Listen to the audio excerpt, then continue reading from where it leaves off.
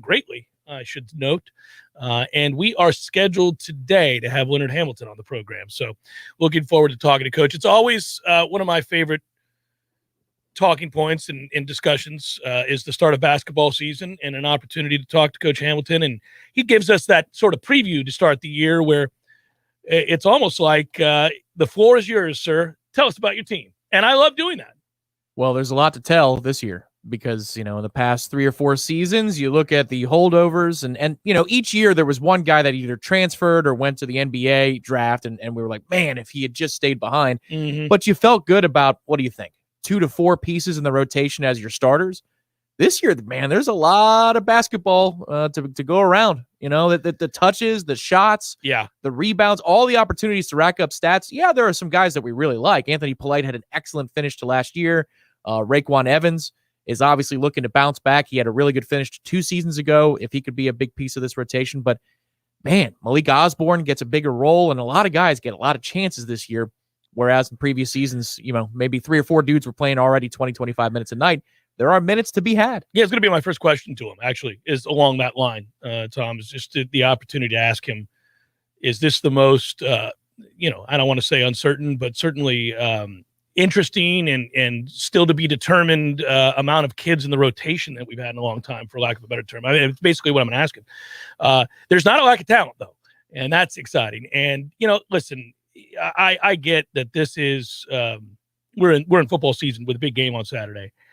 But I need basketball. I need basketball to come because to come into my life, because I know we're making progress on the football field, but they're 3-5, and I've enjoyed elements of covering this football team this year because I've seen growth and there are kids that are really likable and their effort is to be lauded, and all of those things are true. This team feels very different than some we've had in the past in a real good way. But also, they're still not there. They're still not good. It's still not a team that goes out and garners a lot of wins. So basketball does, though. Basketball wins a lot. I'm being a front runner. They win a lot of games around here these days. And I've been doing this for over 20 years. There was, about, what am I at? 23 years now in the air, something like that. Somewhere around there. That's crazy. And for the bulk of that time, we didn't have this conversation. We weren't able to really have this conversation all that often. And now it's like we take it for granted. Now we just take for granted every year that Florida State basketball is going to be good, really good. It's always just a matter of how good, And lately, obviously, it's been 3 straight Sweet 16s. You can laud them for a million things. NBA picks and you name it. Oh, I think we got Coach now. Coach Hamilton joins us on the Jeff Cameron Show, as he has for a very long time before the season gets underway. Coach, it's always a pleasure, sir. How are you? Well, Jeff, I'm just disappointed we're not on the show more often. Enough love. How you been? I feel neglected. Well, you can come on anytime you like, Coach. You're a busy man, though. You're one of the hardest working men in the world. So I know your time is valuable. I don't want to constantly be texting you and calling the office and saying, hey, Coach, come on, let's go. You're going to get tired of me. I'll be a nag. Well, Jeff, what happens is our fans have been so good. They've helped us. We've only lost 4 games at home in 5 years. A lot's because of our fans. So I have to do whatever I have to do, let them know how much we appreciate them. So you're not going to ever be a problem for me because we can talk. If we can talk hoops, I'm good. We'll talk hoops. And you've got an interesting team, a fun team. And I was trying to describe this. Tom and I were talking before you came on, Coach, about one of the questions I wanted to ask you. And I was trying to phrase it in such a way that it didn't sound like I thought that there was turmoil or anything. But to me, there are so many questions and opportunities for kids in this year's rotation, like the amount of different combinations that you could have and the uncertainty surrounding who that's going to be is intriguing to me. So I do this every year with you, Coach. I kind of give you the floor. Tell us about some of the new guys. Tell us about your team. Well, obviously, we feel very confident. We feel very good about the guys we have returned because we got great leadership with Evans and Wyatt Wilkes and Malik Osborne and Anthony Polite and Harrison and Justin. Those guys have been around and they know the ropes, and they're giving us tremendous leadership. But anytime you have new guys coming in, there's a learning curve. There's an adjustment curve, adjusting to a new system, different players, different philosophies, and different points of emphasis. So, we going through some growing pains, but we do that every year. We like this team. They have great attitude. We have great chemistry. We got great culture, I think, going. So that's just a matter of time. How long is it going to take us to get it together? Coach, I've noticed over the years in covering you, you have great patience. You have the ability when people are getting fidgety and nervous that a guy's not working out in one place or the other, or we're worried this guy needs to play less or more. Obviously, these are decisions you have to make, but you're always very, very patient with these young men. And you've always come on and said, hey, you know what? He's learning. There's a learning curve with this guy. Hey, it's going to take a little time. Hey, we can't expect him to be great just yet, or he's got to learn the defense, or whatever it is. When you have an influx of a unique talent like you have this year, Coach, how do you view it? Do you view it with that same sort of patience, or are there guys that you expect to step in immediately and begin to contribute and kind of understand their role right off the bat? Well, it doesn't change that much. I think we always have a learning curve. You always have, even with Scotty Barnes, even though he obviously was a great player, there was a learning curve with him. He played power forward in high school. Now he's adjusting to the ball being in his hands, and he still he was learning and growing through the whole season. A kid like Patrick Williams. Patrick was a unique individual with his poise and his patience, not only with himself, but he was a humble guy who only wanted to learn, and that allowed him, to get better, and without the pressures that some people allow to be put on themselves, sometimes with the social media, sometimes with personal pressures. But he was a cool, calm, collected. Same thing with Jonathan Isaac. Jonathan, all he wanted to do was win. He was a team guy, and he was more concerned about this win. And then you have a guy like Terrence Mann and Trent Forrest, guys who were 4-year guys who wanted to get their education, who were unselfish spirits coming in the door, and high basketball IQ guys. And those guys contribute to us in a lot of ways. I think everybody's different. Everyone has a different learning style. They have different, and you have, as a coach, you have to be patient with everyone to allow them to develop at their own pace. Coach, you rattled off the names there of a lot of guys playing in the National Basketball Association right now. How much of a chance do you get to watch your former players play in the NBA and abroad? Not very much. I mean, I've had a little time here lately, because they have replays and stuff like that, and you can go see, and you have so many different channels now to watch guys. So I've seen bits and pieces here and there, but to sit down and watch a whole game, never have opportunity to do that. Are you surprised? Coach, are you surprised by Scotty Barnes' early success in Toronto? No, I think he's going to get better. I think his best basketball is ahead of him. I mean, he has all those unique qualities that they call the it factor. He's unselfish. He's high energy. He has a high basketball IQ. He loves playing hard. He loves the defense. He loves defense. He has infectious personality. And he's extremely confident. Now all he has to do is continue to keep getting better. And he's only 20 years old. And he's really transferring from a power forward in high school to a perimeter player at the next level. So the cake's still in the oven. It's baking. It's rising. Right now, I think it's got a good flavor. It's fun to watch. I mean, I've been covering you since you got here, Coach, and we talk about how amazing it is. Sometimes we have to pinch ourselves to talk about how, look, we just expect now, Coach, that's what you've done. This is a compliment. We just now know that Florida State is a team of consequence every year. We know they're a team that's going to be in the top 5 of the ACC, if not in first. We know that's a team that's going to make the NCAA tournament. There was a time where we couldn't assume that. Now we just assume that that's base level stuff, Coach. We just know that's where you guys are, and then we want to know how far we're going to go. So let's circle back to this team that you have this year, these guys. Talk about you mentioned the veterans and that core group of veterans that everybody's enjoyed watching play. We know we'll hold this thing down, but talk about some of the newer players. You can go whatever order you want. Doesn't matter to me, Caleb Mills, any of those guys. Tell us a little bit about some of the new guys that the fans will see in the exhibition when they go tomorrow. Well, I think, Caleb Mills was here last year. Right. But he didn't get a chance to participate because of the COVID and the restrictions that we had going on. So he's a guy that's been around. He's had a certain level of success last year, and you expect him to be a little farther along because he's played 1 year college basketball. We have a very unique type of guy, and John Butler, a 7'1" perimeter player. And so he's a tall, slender youngster. Obviously needs to gain some weight and grow and mature. When you see him, he's a extremely pole type guy, but he's very skilled, and to be very interesting to watch him grow from where he is now. The guy who's probably got the most publicity is Matthew Cleveland. He's a hard-nosed, tough, competitive youngster, high basketball IQ. He's a guy who learns quickly, and he's extremely competitive. He's a guy who I'm expecting great things from, and I expect him to be ready to contribute. As soon as the season starts. Transfer,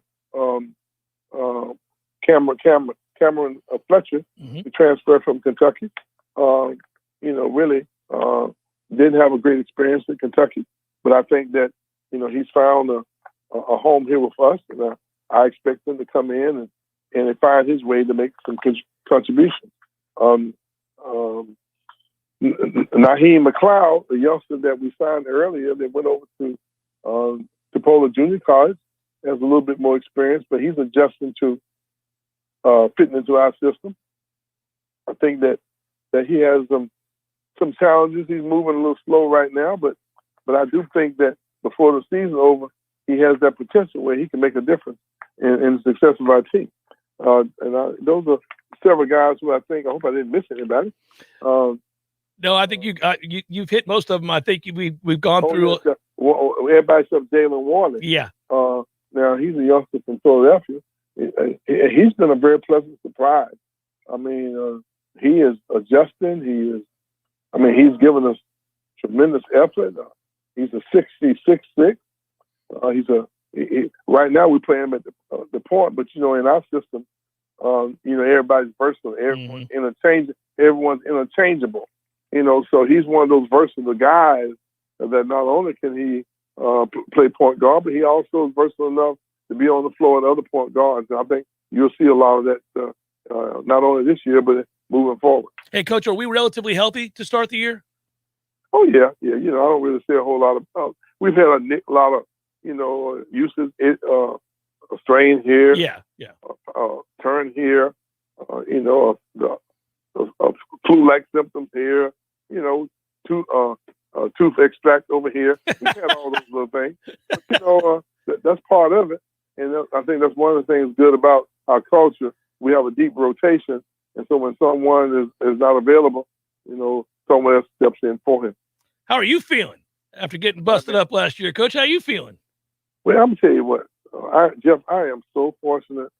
I feel good every day. I enjoy what I do. I get out of bed fired up. I love what I do. I love working with young people. I love where we are in terms of everything. I'm really, really pleased and happy with where we are and what we're doing. I'm excited about the upcoming season. But I also want to give a shout out to our fans, man.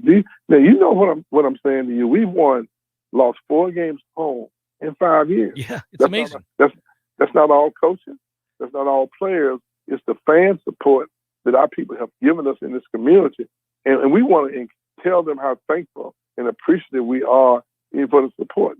And we love for them to come out. We have a free tomorrow night. It's an Aubrey board. We're trying to raise money to help support him.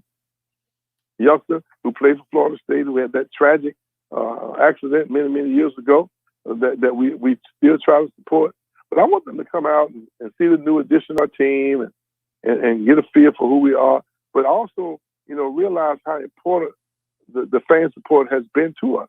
We like for those people in Thomasville and Havana and Quincy and Madison and Tallahassee and down near the coast. We want everybody to come in here. Let's see whether or not we can even improve on the atmosphere and give these folks who come in and play us a little piece of that medicine, a little dose of that medicine that we get when we go on the road. You've made it, Coach. You've made that a place to be, the place to be. I'm going to let you go in a second, but just so you know, I mean, I remember, obviously, and you do too, and it's changed a lot in your time here. How amazing is it to be in that atmosphere at home now compared, obviously, to when you first got here? Because that's been built in your time here. It didn't exist prior. Well, but that's part of growing. That's part of developing a program. And sometimes I think in the sports world, we kind of get caught up in the quick fix and it's instant grits and it's fast food, it's drive through. And that's not the way it is in sport. If you want to build something solid with a solid foundation, you got to take your time. You got to measure things out, and you're gonna make some mistakes. Nothing's perfect. You're always gonna have a setback here and there, and we've had a few of those. But I think we're on pretty solid footing now. What we want to do is just keep improving, but we want our fans to know how important they are to the success of this team. Our kids respond very well. They're very proud of who they represent. Our kids are graduating. They represent Florida State in an outstanding way. Not only are we proud of them, and we want our fans to come out tomorrow and just kind of hang out with us and let's enjoy one of those exhibition games where we're probably going to play as many guys as we can, where you get a chance to see who we are. And, Jeff, I think you need to have your face in the play. I will be there. I'm going to be there with my son who turns 14 today, Coach. And because he went to your basketball camp over the summer, he is a hoops head now. I just got done installing a professional goal at my house. He told me what he wants to do for his birthday is to go to the exhibition game. So we're going tomorrow, Coach. I'll see you over there.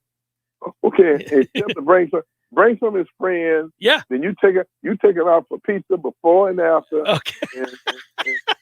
And let it be a daddy night out with the boys. We're going to do it. We're going to do it.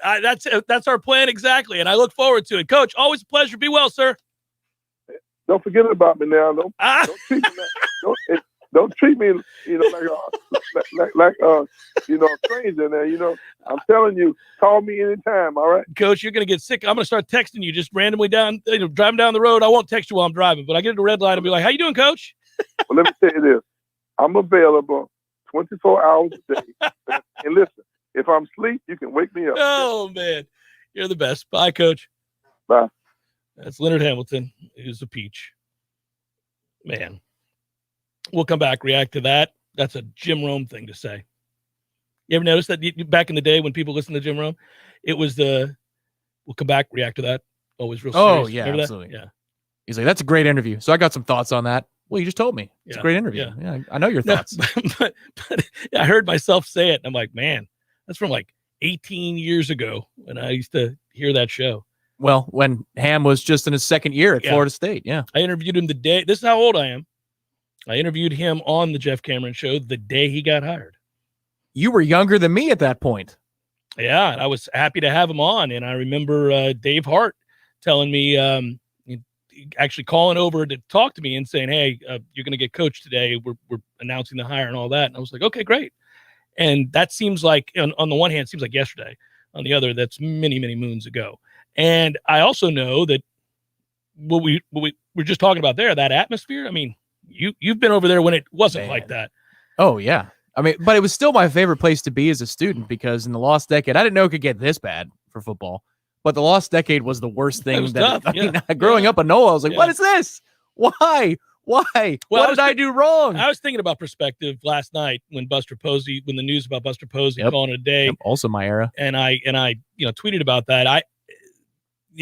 That's just what an unreal program that's been. Obviously, still searching for that national championship. Same for basketball, searching for that national championship. But in terms of consistency, it's remarkable now that basketball's in the same conversation as, hey, there's only a couple more rungs on the ladder. Well, one of the reasons I fell in love with the basketball program, one of the first games I went to, probably first 5 or 6, was the Duke game when J.J. Redick was here. We stormed the court twice in that game. And I remember much to a certain coach's chagrin. Oh, yeah. Well, yeah, that's the first time I got to hear that up and close. I was on the sideline as I ran up and get away.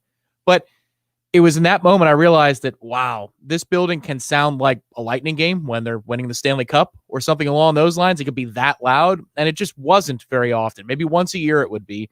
And now most every ACC game, it's packed out, and I mean, they will us to victory in some cases. It's been remarkable to hear analysts and play-by-play guys who used to come in here and it was quiet as a mouse in there and there was no atmosphere and the team was middling. It's been awesome to see their transformation. Yeah. When they talk about teams having to go play Florida State, if you watch preview shows or Big Monday or whatever, and they go through the slate of games, whenever they get to Florida State's game, if it's a home game, they always say, oh, this is going to be a tough time for name your opponent. I mean, it's one of the things that they allude to as being a problematic element of the game. Not just Ham's teams are always big, Ham's teams are always deep, but that you have to go play there. I'm sure for 5 or 6 years there, if you criticize Coach too loudly, he could have heard you during the game. That's how lack of crowd that was there. And anything over a library voice and you could hear it across the sideline. But now it's just, it's a hard ticket to get. It's Jeff Cameron Show. It's Redemption Thursday. I'll get to those wagers momentarily. Thanks for being with us. Like and subscribe on Warchant TV, and we'll be back in a moment. Everyone has their own routine after a long day. For me, I like to take a walk with my dog, get some fresh air, maybe relax on the porch, and lay in my hammock in a nice shady spot. No matter what your routine is, you know the sound of those mosquitoes. It starts with just, then another, and then another. And before you know it, you're literally slapping yourself, running for safety inside. Paul's Termite and Pest Control has an inexpensive solution to this persistent problem. Paul's has a program that treats the grounds, flower beds, shrubs, and standing water, and it controls mosquitoes year-round, which means you can take back control of your yard and quit smacking yourself across the face. Enjoy your yard again, mosquito-free. Call Paul's Termite and Pest Control today for your free consultation for the elimination of termites or any other pest. Visit Paul's online at callpauls.com. That's callpauls.com. Tallahassee's 30-year-old Funny Paper and American Legion Post 13 have joined forces to become Major Morale. The new magazine has 4 more pages of post activities and military information that you probably never knew. But don't worry, it's still as politically correct and newsworthy as always. Okay, it's the same funny stuff, but it's still only available at the sponsors' locations like Krispy Kreme, ABC Flooring, Keith Lofton Services, or Tallahassee Automobile and Collectibles Museum. See over 160 vehicles dating from 1894 to 2016 that include the first car ever built in America, 3 Batmobiles, trucks, and motorcycles. Other artifacts include the finest Steinway piano collection in the world, metal cars, antique boats and motors, sports memorabilia, case knives, and much more. Find them all at Mahan and I-10 or online at TACM.com. If you weren't the owner of Gordo's and all those wonderful restaurants, Eddie, what would you be doing? I think I'd want to be I don't know what I'd want to be, a boat captain or a cowboy. You know how to use a lasso? No. You'd have to do that if you were a cowboy. Yeah, but I've never even been on a horse. It's not my place to be on a horse. I agree. And the horse thanks you. Gordo's, bringing the flavor and flair of Cuban food to Tallahassee since 1996. Give your business a facelift with a modern, consistent, creative brand overhaul from Curiosity Marketing Group. These days, it's not enough for your business just to have a standard website or a Google listing to reach your customers. Your business needs to stand out with eye-popping branding, modern web development, and strong marketing. And it takes a team to pull it all together. Words and websites matter. At Curiosity, we make the most of yours. Find out more at curiositymg.com. I used to fight almost on a daily basis working on my business website. I'm a pretty smart guy, but I could never get it to function the way I needed it to, and I was losing customers because of it. That's when I called Curiosity Marketing. They listened, they understood, we collaborated, and in the end, they delivered beyond my highest expectations. Now, I can barely keep up with the work. They say the future belongs to the curious, and now I'm excited about the future of my business. Find out more at curiositymg.com. We all want more energy, more strength, more results. Well, welcome to Orange Theory Fitness as you take a step towards feeling more alive today. Backed by science, Orange Theory's heart rate monitored workout is scientifically designed to keep heart rates in a target zone, spiking metabolism and increasing energy. Orange Theory Fitness is a one-of-a-kind group personal training workout resulting in more energy, visible toning, and extra calorie burn for up to 36 hours. Experience a more vibrant life today with Orange Theory Fitness. To find out more, go to orangetheoryfitness.com. Orange Theory Fitness, 2 Tallahassee locations, Midtown on Thomasville Road and Northside in the Village Common Shopping Center. Online at orangetheoryfitness.com.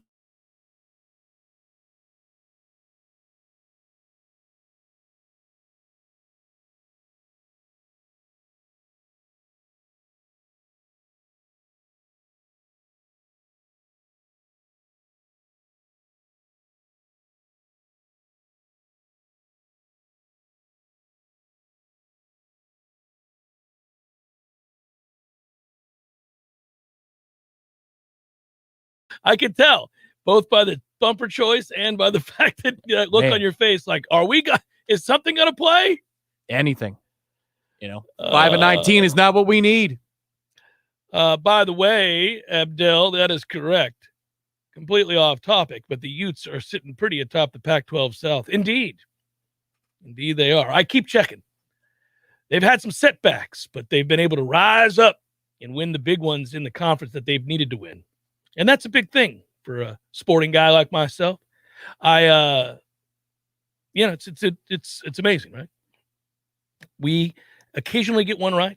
Sometimes we're very, very wrong. The weekly slates have been a rocky road the last 3 weeks for yours truly. I don't try to hide from that. There's a lot of food items going around then, huh? A lot of food items for the kiddies out there. I've been, here's the deal. The Redemption Thursday wagers themselves have been middling. I started the year red hot. I was incredible. Nobody was better than me. but then it caught up to me, and it's gonna hurt. And you got to live with that. You got to be able to ride those waves. You got to be able to handle a 100-yard kickoff return minutes after taking the lead in a game that perhaps you took the money line.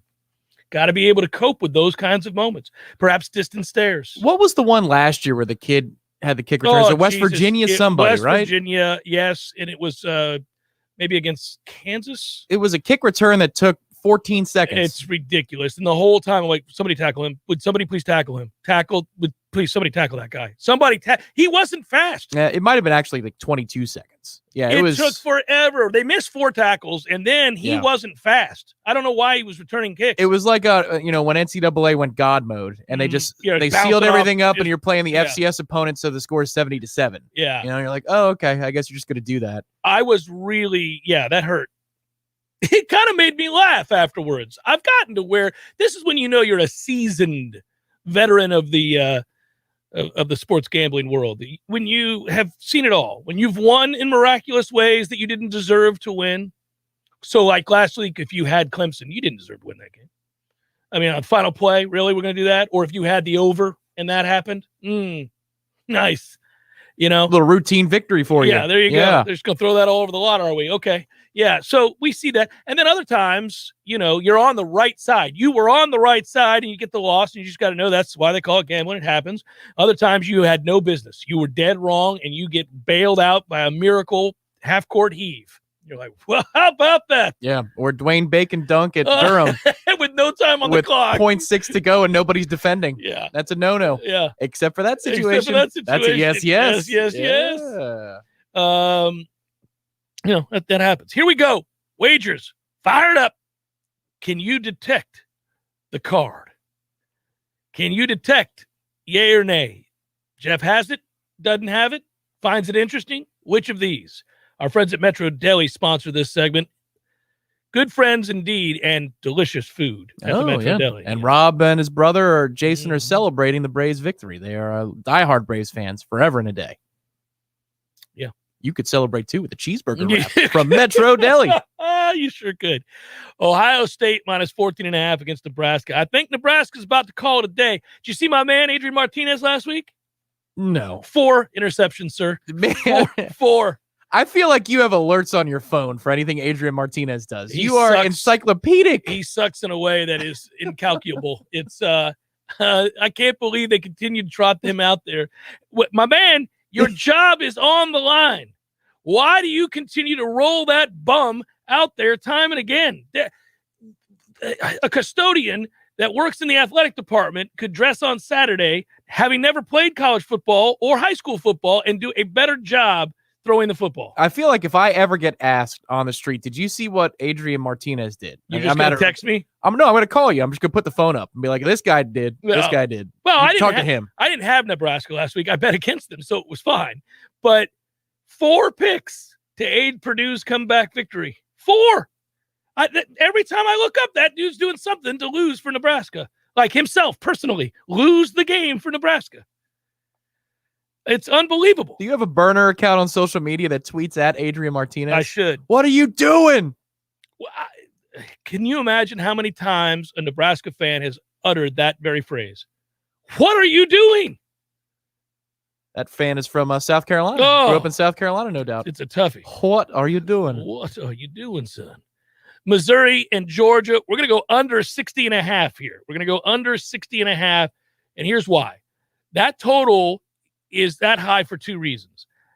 Missouri's defense is arguably one of the worst in the country, and Missouri does typically score. So they're looking at this as a scoring bonanza. No. You're not scoring on Georgia.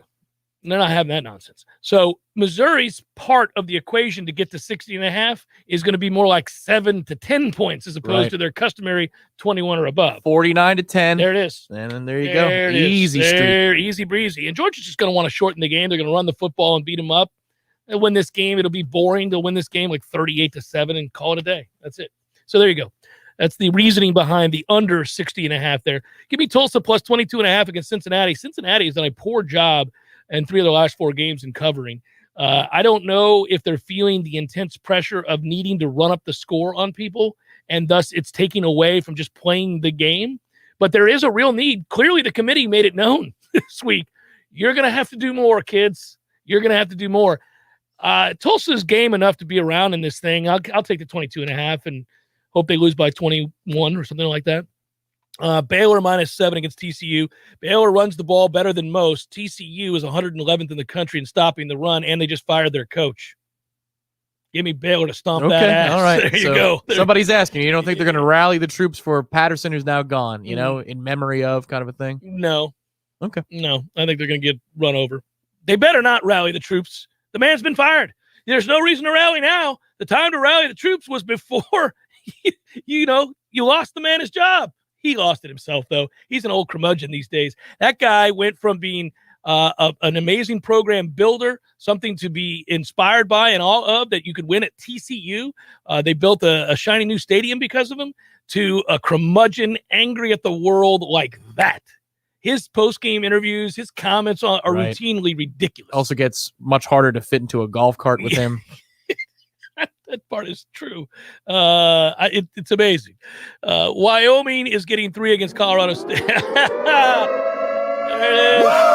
Yeah. I can feel it all the way down in my plums. I do like looking at the screen when you guys hit the siren, because it's just, those are so good. Those are all good. We even do GIFs now on there. That's true. On the Warchant TV feed. Yeah, there you go. There's one right there. Give me Wyoming there. I don't think Colorado. There's my personal GIF. There it is. Yeah, I don't. You're welcome for that. Mm-hmm. I don't know, by the way, why Colorado State's favored against anybody. So that's almost like, well, I just can't do it. What are we doing? I'll take Wyoming +3 because Colorado State shouldn't be favored ever.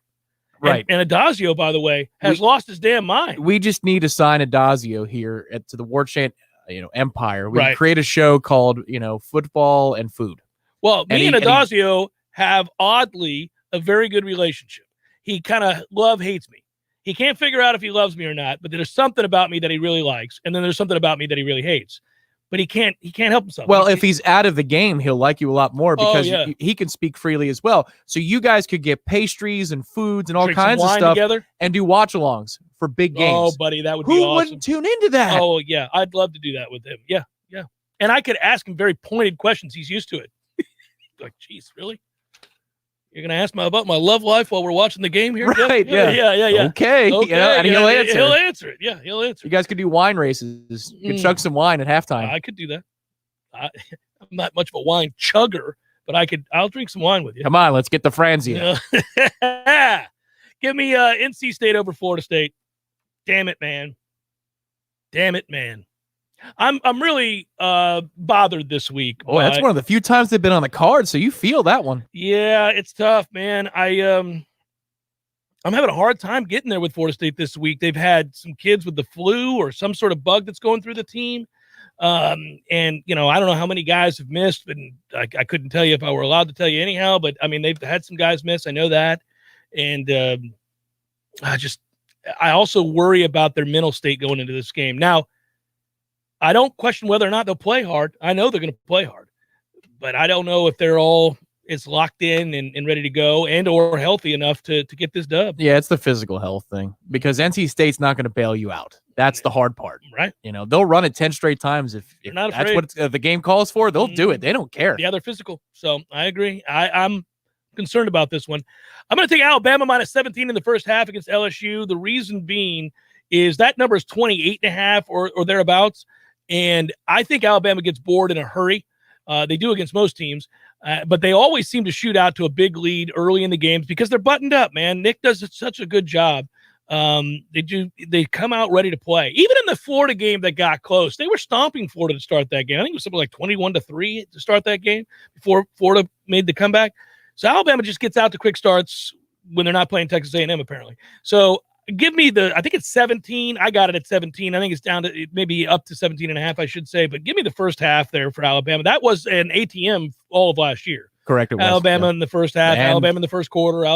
3 or 4 years ago as well. Oh, it was like 10-2 for the year. They're a machine. You just kind of bet it and forget it. You just move on. Oh, take Alabama in the first half. Got to do it every week. It was like my bet against Kansas until they finally rose up. So minus 17 against LSU in the first half. I also think that, as evidenced a year ago, with the 55-17 ass kicking over LSU, Nick holds grudges.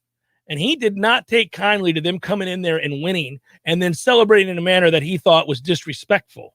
The tape leaked out of Ed O saying roll tide blank you. Remember that? And then there was also about that. Yeah, there was also the stuff where the players ran out to the midfield and then ran over to the recruiting area and told the recruits there for Alabama, this dynasty's over. You want to come to LSU? They were yelling at him. And Nick, Ed O is down. You think he runs it up? I do. I think he'll beat his ass this weekend if he gets the chance. Come shake my hand at the 50. I dare you. You coward. You coward. Alabama first half minus 17. Give me Oregon over Washington minus 7. Washington did get a surprise win a couple weeks back, I think it was. Or was it this past weekend against Stanford? Whatever it was, Coach Lake has been a disaster there. He's my other guy that I kick while I can because it pisses me off that Washington's that terrible. I can't do it, man. That guy, you bum. It's 2 weeks in a row for that take. He's a bum. Give me Oregon minus 7. And then in the NFL, I'm going to take the Bengals minus 2.5 over the Browns. I think that's a bounce back game. And the Browns are a little bit turmoil right now. There's noise in the system. What are you doing if you're Odell Beckham Jr.'s dad? What's the point of that? Why would you do that? It's stupid. They told him to stay away from the facility. He's done. They're going to waive him. But here's the thing. Once he clears waivers, somebody will get him on the cheap because you're not going to pay him $8 million, which is what he's owed if you pick him up while he's on waivers. Right. It's $8 million. That guy hadn't been good in 5 years. But then you got Baker going before the press yesterday, and he's saying to the press that it's time to not have outward distractions. Let's settle this behind closed doors. Yeah, he basically told the guy to go to hell. It's over. Right. But, we'll see how much his star has fallen within the locker room as well by the end of the season because people are rightfully pointing out that he's average. He's an average player. He can get on hot streaks. That's the best that you can hope for is a good streak out of Baker, but he's not the guy that you rally around as a franchise. And they're 500 right now. So interesting times in Cleveland. Take the Giants plus 3 versus the Raiders. You talk about upheaval. Upheaval? Upheaval. You got some upheaval yet again in Las Vegas for tragic reasons. So, yeah, no bueno there. By the way, Briley, I'm glad somebody corrected you. It is GIF. It is not GIF. But it's okay that you want to make it GIF. But the inventor of the GIF calls it GIF. Yeah, you put your skills together, create something that people use, you get to name it. Plus, my favorite animal in the zoo is not a giraffe; it's a giraffe. It's okay, man. It's all right. Go to the gymnasium. It's also much more enjoyable to say GIF than GIF. GIF sounds silly, like the people that think it's pronounced GIF. It's Jeff Cameron Show, 93.3 Real Talk, 93.3 Real Talk Radio. Your local news now. There's going to be a hiring fair on Monday, November 8th at the Perry Junior Library on South Adams Street. The times are from 9 to 11 a.m. and from 3 to 5 p.m. Interviews for close to 30 positions are up for grabs in public works, parks and recreation, facilities management, and solid waste. It's the county's first time hosting such a large hiring event. They want to make it as easy as possible for those interested in getting on board. The county will be requiring new hires to be fully vaccinated, although they are not requiring proof of vaccination at the job fair. Leon County and several local agencies are partnering up to launch a new downtown heritage trail, a trail that will showcase 13 different historically significant sites in Leon County. A community walk is happening this weekend to kick off the trail, which will make a stop at 5 of the locations. Katie Cole, the senior marketing director of the Leon County Division of Tourism, said this is a great way to see what the city has to offer. The guided walk to launch the new trail will start at 10 a.m. on November 6th at the Walker Library. This is Rachel Lene with your Real Talk 93.3 local news update, brought to you by Macklemore Systems, Tallahassee's go-to Mac store. Check them out online at MacklemoreSystems.com. This is meteorologist Paul Trombley with your Real Talk 93.3 weather update. Mainly cloudy skies expected this afternoon with daytime highs approaching 71. Northeasterly winds 8 to 15 miles per hour. Overcast skies tonight, slight chance for scattered rain showers. Lows dip down to about 52. Chance for scattered rain showers again tomorrow. Daytime highs approaching 62. Cloudy skies expected. This report is brought to you by the Lawn Johns. For all your landscaping and lawn care needs, visit thelawnjohns.com. Right now, 68.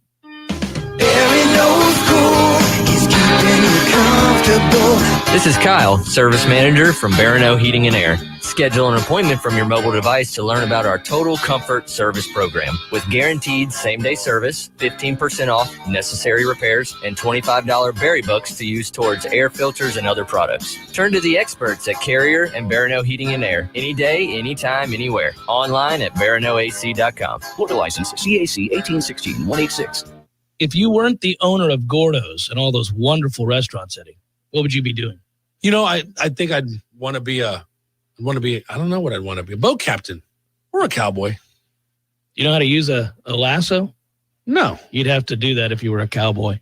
Yeah, but I've never even been on a horse. It's not my place to be on a horse.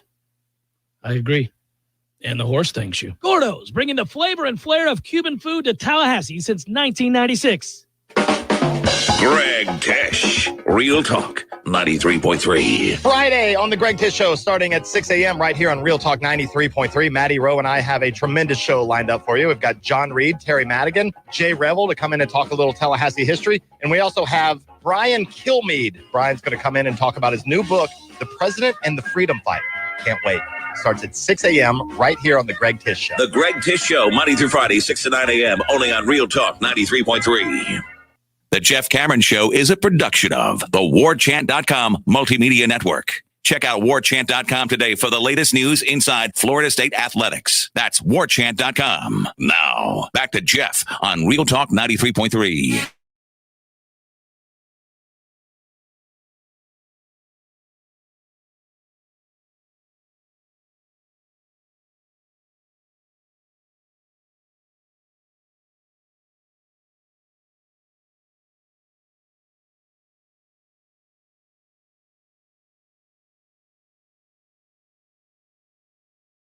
Amused this morning when I walked in and woke him up singing happy birthday at 6:15. And I'm such an ass to do that, but I did. Did you belt it out? Oh yeah, it was a hearty happy birthday. Yeah, we got. Otherwise it'd be creepy, if it was quiet. Oh, that would be very weird. Right? Yes. No. We walked in, me and his mother. I get up first before anybody else in the house. Usually she gets frustrated because she can hear me and she'll be like, what time is it? And I'll say it's 5:30, it's 5:45, 6:15, whatever it is, right? And she'll say, damn it, because she doesn't have to get up for another 45 minutes. But oh well, what are you gonna do? I can't lay there and stare at the ceiling all day. Got to get the coffee going, got to get the kids' lunches made, got to get the dogs fed and let out and all that stuff. Got to say hello to the world, man. Do you ever make extra noise in the kitchen just to wake people up? No, because the bedrooms are all way back on the other side of the house. It'd have to be a lot of noise. No, if I want them up, I just turn on all the lights. Flip, flip, flip, flip. Here we go. Lights are on. Hallway. Peering into your room. Oh, I can hear that. Lights are on. Like, oh, man. Can't wait to move out of here. He made the mistake of revealing how agitated he gets by me waking him up early on. And so now I make it a goal every day, pretty much, to do that. So you can bet there will be mixed emotions when he eventually moves out, but one will not be feeling saddened by the lack of morning urgency to wake. He'll miss that. He won't admit it, not even to himself, but he'll miss that. I go in every morning. I've got a cup of coffee, and I pull open his blinds, and I turn on the light. And You do? Yeah. Oh, jeez. Hey, if you haven't, you guys out there know what I'm talking about. If your kids need to be up, dressed, brush their teeth, eat their breakfast, and out the door by a certain time, there is nothing more difficult than to get your kids to understand the urgency with which we're working here. And short of, something as extreme as that, like turning on the lights and open, they won't get up. They won't get up. I would love it if you, maybe this is what I should do, just to gift to the Cameron family house. Get you a giant gong that you can walk in there and mash the gong. It has begun. The sun is up. Oh yeah, man. I attack it like this is the best thing in the world. I mean, it's just here we go. How about this? Another day. Let's go. We get to talk sports. We get to, we get to be around each other. They're like, yeah, great. I'm like, no, it's gonna be awesome. Hey, so as an aside, seriously, I feel like we haven't paid as close attention to this game this week. I'm guilty of that. And I think that it's been me and you both in denial. We don't want to break down this game because I know you're having to do it for Third and Lang. I'm having to do it for the show purpose. Also, I picked NC State in my real life and here on the show today. So I really wanted to be thorough. And I just don't feel like this is a good matchup for us. I don't think NC State's a world beater.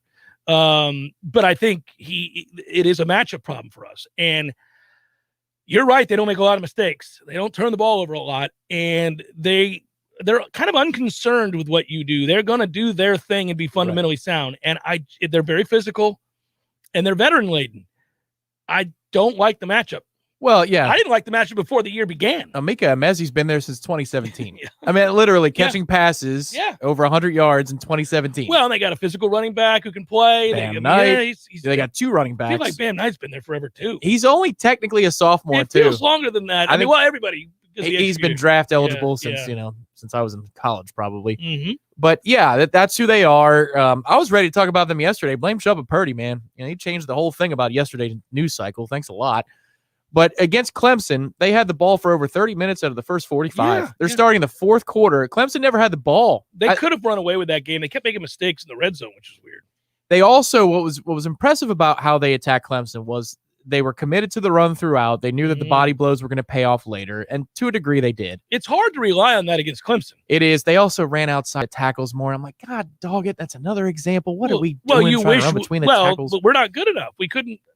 It wouldn't matter. They overcommit to the middle. Well, anyway, on offense, what they did against Clemson while passing the ball was really impressive to me. They've got a lot of patience in the passing game, and it's not just Devin Leary. Devin Leary's good. He is. He's just straight up good. 21-2 touchdown interception ratio. He completes nearly 70% of his passes, but they were content to find soft spots and zones and take 3 and 4 yards at a time. And they will do that again. Well, we don't play zones. That's right. But because we're not good at it. What I'm saying is, though, that no matter what you do, now against Louisville, they had more man concepts. They didn't score a bunch of points till late. That's where I have hope, is that even though that game was at home. Well, they've also had some duds this year. The Mississippi State game is a travesty. So is the Miami game. Yeah, if you look at their home road splits, they're bad. Their performance last week at home against Louisville wasn't all that great. Mm-hmm. But they do. Leary knows how to run the hell out of the RPO. They do a good job of Devin Carter's a big receiver. You already mentioned Amizi. Well, Carter's the guy who dropped the balls against Miami. If I he know caught one of did. the two, they win. Well, yes, that's a tragedy. He has a 19% drop rate. Yeah. I went and looked it up. I believe that after watching the Miami game. He cost me dearly, so it was in my interest to go look at that. And I mean, golly, catch the ball. But he is a big bitch. If you play man, they do a good job of freeing up Thayer Thomas with rubs. Mm-hmm. I think that's what Kenny Dillingham was talking about on Monday, that it shows up on film that you could, if you get him in man, then you could get some rub routes to free somebody up, and that's where Toafili's play came in. But they've got an answer for just about everything, and if you can't stop something, they'll just keep doing it. They're not a team that tries to outthink the room. One of the things that drives you nuts about watching something like that is that you feel so helpless. It's emasculating. I mean, if you're going to do the same thing over and over again, this is where fans implore, please make an adjustment. But sometimes you aren't capable of making much of an adjustment because you don't have the personnel to change what you do.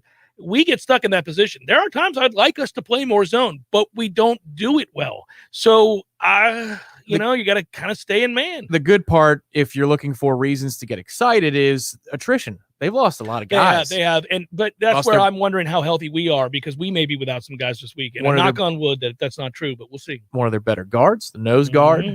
They've lost skill position players. I mean, not any of their big guys, but if you're just talking about you're trying to find something to hang your hat on, we're more mature than we were, and they have suffered quite a bit of injuries, and on the road they don't play at the same level. So those three things together may be enough, but I don't know, man. You really got to come and prove it early on Saturday. If you do, you're in it late. Right. If you do, you're in it late. Yeah. You're going to test your chin in that first quarter, and let's see. I think like the whole make a statement early thing is largely overblown. Like, see the North Carolina game. We get down 10-0, then we go to 35-7 run. In this case, because they won't come out of what they do if you can't stop it, you've got to make them go to plan B early and just, I don't know. And they run that silly 3-3-5. That's all the rage these days. That could cause problems for the read option game. It could. Jeff Cameron Show, 93.3 Real Talk Radio, Warchant TV.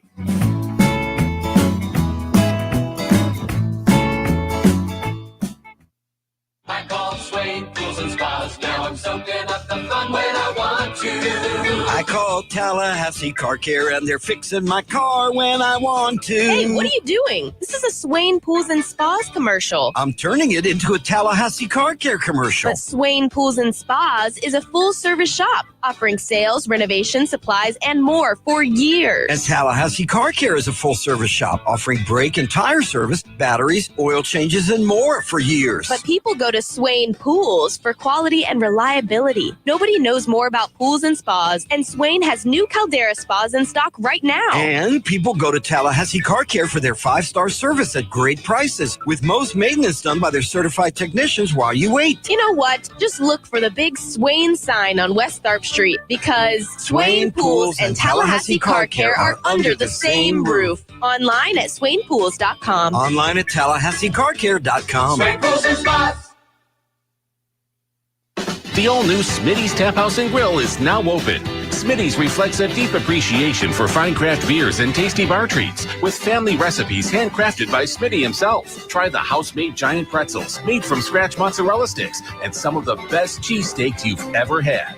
We're not even scratching the surface on what Smitty's Tap House and Grill has to offer, so be sure to visit Smitty'sTapHouse.com to check out the full menu. Smitty's Tap House and Grill on Thomasville Road, just north of Cary Forest Parkway. This following message is brought to you by the Florida Division of Emergency Management, the Florida Association of Broadcasters, and its radio station. This is Max Mayfield, former director of the National Hurricane Center. This hurricane season, you need to update your family preparedness plan so it includes COVID-19 preparations. So when a storm threatens, be ready to prepare your home and have your family hurricane kit ready. Include supplies for your pets and enough COVID-19 sanitizers, disinfectant wipes, and masks. Know your zone, know your home. For more information, go to floridastorms.org. Our partners at ISF know you want to do amazing things. You have big ideas and goals for the future. For over 40 years, ISF has focused on solving the future for state government through strategy, process, and technology. As a national management and IT consulting firm, ISF has the expertise to transform strategies, refine processes, and implement solutions to lead you in today's changing environment. ISF, your vision plus our expertise brings your brilliant ideas to life. Visit ISF.com to learn more. ISF, solving the future. There's fun to be had every night at the Corner Pocket. Take home prizes on Trivia Tuesdays and Beer Bingo Thursdays. And kickstart your weekend with Martini Fridays. Plus happy hour runs every weekday and game day specials every time the Noles take the field. Watch all the best games at the Corner Pocket's Vegas wall, featuring 560 inches of flat screen TV heaven. Oh, really? The best food, the best drinks, and the best place to watch all the games. Tallahassee loves the Corner Pocket. Coming up next, more of the Jeff Cameron Show. Live and local on Real Talk 93.3. WVFT, Gretna, Tallahassee. Breaking news this hour from townhall.com. I'm John Scott. Paid leave, tax breaks, and immigration provisions have been added to the Biden domestic bill. After a jolting loss in the Virginia gubernatorial election Tuesday night, House Democrats revived key priorities in President Joe Biden's $1.75 trillion social services and environmental bill Wednesday, a new paid family leave program, a state and local tax break, and immigrant work permits were added to the package as Democrats scrambled to deliver on the long-delayed package. The House Rules Committee convened late Wednesday to consider the updated text of the over 2,100-page package. Initial House votes are possible as soon as today. Mike Crocia, Washington. Also at townhall.com, California farmers having trouble exporting their crops because of delays in the global supply chain. Intense demand for products has led to a backlog of container ships outside the nation's two largest ports along the Southern California coast. California port officials say shipping costs are so high that many of the ships are hurrying back to Asia instead of stopping at the smaller Oakland port to pick up exports of walnuts and almonds, California accounting for 16% of the nation's agricultural exports. It's another sign the job market is improving. Fewer Americans applied for unemployment last week. Jobless claims dropped by 14,000 to 269,000. Another sign the job market is healing after last year's coronavirus recession. In fact, companies are complaining they can't find enough workers to fill their job openings. They say they have to raise wages, offer signing bonuses, and provide better benefits and working conditions. The nation is still, though, 5 million jobs short of where it was before the pandemic hit the economy in the spring of 2020. I'm Rita Foley. The Dow is off 127 points, but the NASDAQ ahead 135. More at townhall.com. Why are cash-out refinances such a big deal right now? Uncle Ryan tries to teach me something. I really feel like right now might be a once-in-a-lifetime opportunity. I've been doing this for 18 years now, and I've just never seen a market where the rates are so low and values across the country have skyrocketed as much as they have. That combination, I remember one couple in particular, they were looking to do some home improvements at the house, but they were worried about their payments going up. Well, with rates being so low and them building up so much equity in the home over the last few years, we were able to get them the cash out for those home improvements, and their payments actually went down a little bit. Every single situation is different, but it does happen more often than you think. So it definitely does not hurt to call. We are United Faith Mortgage. United Faith Mortgage is a DBA of United Mortgage Corp. 25 Middle Park Road, Melville, New York. Licensed mortgage banker. For all licensing information, go to nmlsconsumeraccess.org. Corporate NMLS number 1330. Equal housing lender. License Alaska, Hawaii, Georgia, Massachusetts, North Dakota, South Dakota, or Utah. What's important when shopping at a gun store? Let's start with a friendly and knowledgeable staff. Then add top-notch service, great selection and pricing, and a personal shopping experience only found at a locally owned and operated business. And Red Hills Arms, they're right on target. While other gun stores come and go, Red Hills Arms remains Tallahassee's go-to local gun store for all your firearms needs. Stop by today and get welcomed in like family. We all want more energy, more strength, more results. Well, welcome to Orange Theory Fitness as you take a step towards feeling more alive today. Backed by science, Orange Theory's heart rate monitored workout is scientifically designed to keep heart rates in a target zone, spiking metabolism and increasing energy. Orange Theory Fitness is a one-of-a-kind group personal training workout resulting in more energy, visible toning, and extra calorie burn for up to 36 hours. Experience a more vibrant life today with Orange Theory Fitness. To find out more, go to orangetheoryfitness.com.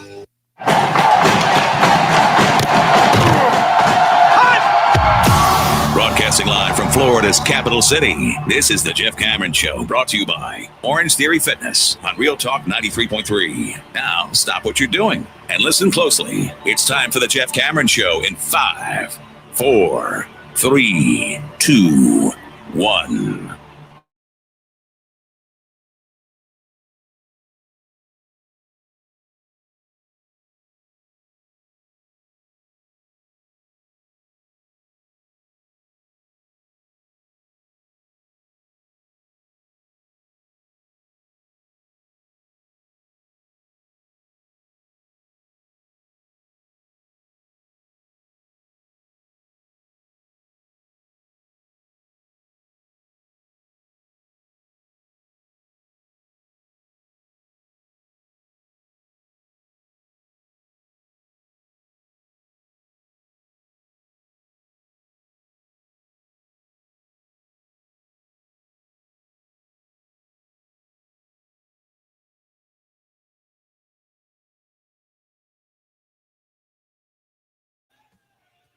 Nice. Yeah, I think it's true. We talked about it, and then I just didn't pursue it, and I don't know. I think we'll make it happen.